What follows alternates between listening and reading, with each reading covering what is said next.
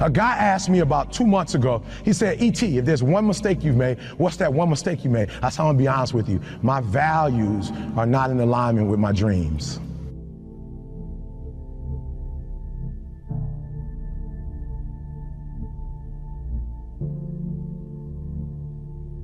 He said, E.T., what do you mean by that? I said, I want to tell you a story. I got a good friend of mine he came to me and said, Eric, my marriage is not where my marriage needs to be. I need to make some adjustments. I see you and your wife. I see how much time you spend with your wife, how much time you spend with your children, and I want that. You buy your wife roses regularly. You're always taking her out to eat. Like, I'm watching you. You spoil her. E.T., what can I do? And so I told him what to do, and guess what he started doing, God? He started doing the exact same thing I started doing. And he said, Eric, it's not working. Like, I'm doing exactly what you're doing, but it's not working. He said, why isn't it working? I said, you know why it's not working? Because your values and your dream, you say you want a better marriage.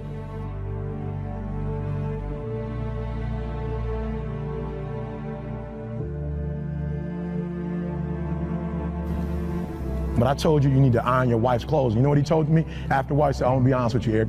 I know, you told me to iron, you told me to wash, you told me to cook, but where I come from, he said, I'm gonna be honest, Eric, when I do that, I feel like a punk. And I said, that's why you're having a hard time doing it. Because your value system says a man is not supposed to iron, a man is not supposed to cook, a man is not supposed to wash dishes. That's what your value system says. So you're doing one thing, but you're going against your own value system. The reason why I'm having such an easy time washing clothes and cooking and ironing, you know why? Because nothing is as important to me as my marriage. And I would rather be happy. I would rather be happy than to say I ain't no punk. Make me a punk. I want to be a punk.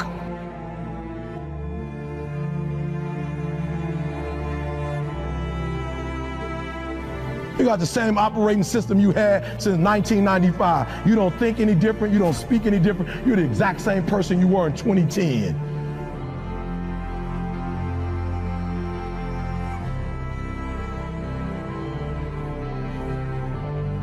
You got to be obsessed with improvement, guys. Last one. Come on. And this was so important because some of the greatest minds are going to be in front of you today. Some people in this room who are not just talking it, they've lived it. But here's the problem. The problem with most people is that you're not obsessed with improvement. You're obsessed with making money. You're obsessed with taking your business to the next level. And can I be honest with you guys? When you become obsessed with improvement, I will spend more time learning in Australia than I will speaking. I'm going to say it again because you missed it. I will spend more time sitting under people. I will spend more time with Glenn. I will spend more time with Aaron. I will spend more time learning than I will speaking in this country. I will walk away with stuff I never heard before, books I've never read before, audios that I've never seen before, going to conferences that I've never gone, hanging out with people that I've never hung out with before. This is nothing, guys. This is just the dessert. Listen to me very closely. If you don't have belief, if you don't have hope, if you don't have faith, you ain't got nothing. The first level to success in the classroom, the first level to success in school, the first level to success in sports, the first level to success in life. Listen to me, the very first level is you seeing it. Like it's clear to you, like you know exactly what you want. You know exactly when you want it. Listen to me, you know exactly what it tastes like. You know what it looks like. You know what it smells like. Before you really blow up, and you get success, like you literally have it in the palm of your hand without having it. What does your dream look like? What does it smell like? What does it taste like? Who gave me $5 grand when I was at Michigan State doing my program? I didn't have no budget, but I didn't need a budget. I had a dream. I didn't need no help. The president never came and said to me, E.T., we're gonna help your program for this institution blow up. The president never came, and I never quit. I never gave up. Why? Because it wasn't her dream in the first place. It was my dream. It was my goal. I don't expect you to believe in my dream like I believe in my dream. And the problem with some of y'all is you want somebody else to support your dream. It's yours. It's yours. It's your dream. If you want it to happen, get your butt up and make it happen. If you want it to happen, rise and grind. And I had a teacher in the PhD program to tell me I love it. She said, Eric, you don't write well enough to get a PhD. I said, thank you. You're going to be the first person I call when I finish and sign you a copy. The people who blew up, they blew up because there was something that was going wrong in their life, and they took that pain and they turned that pain into something. How do you go to class when it's 10 degrees and 12 inches of snow? You know how you do it? Because you know your mama broke and she working 2 jobs and taking out a loan for you to go to school. I laugh at kids whose parents are broke and they up there partying like everybody else. Your mama broke. Some of us, we taking out loans and sending it home so people can pay rent. That money ain't even going to college, and we still going to parties. I'm saying, what kind of brotherhood is that? When you got my man up at 2 o'clock in the morning, washing your car and going to get you groceries when you should be helping this kid to study. Listen to me, if you don't have hope, if you don't have faith, if you don't have belief, you ain't got nothing. I want my son to have a better life than I had. I don't want my son begging like I had to beg. I don't want my son to ever think he got to sell dope or he got to steal from the mall.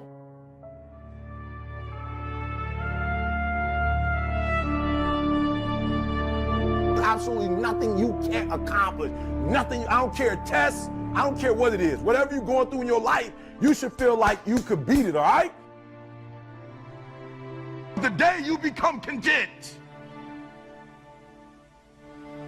the day you stop evaluating yourself, the day you stop growing, the day you stop getting better is the day you die. Is the day the person who's trying to catch you will get you.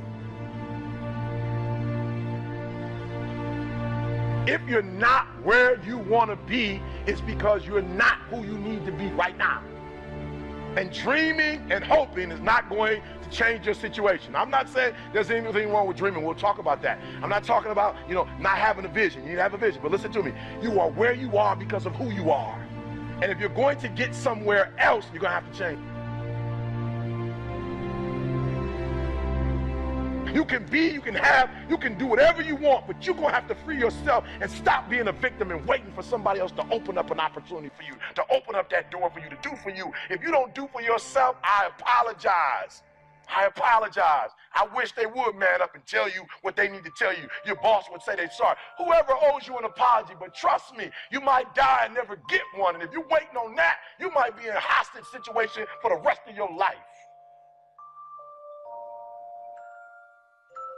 Your dream will not become a reality until you shift from not important to somewhat important to very important to an emergency.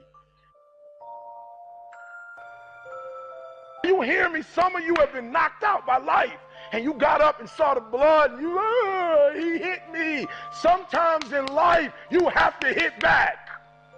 It's not always going to be easy. They're not going to give it to you. They're not going to give you success. They're not going to put it on the platter. But if you're willing to work for it, if you're willing to put the sweat, the blood, the tears, if you're willing to earn it, they don't give away Bentleys. They're never on sale. If you want one, you can buy it if you're willing to pay for it.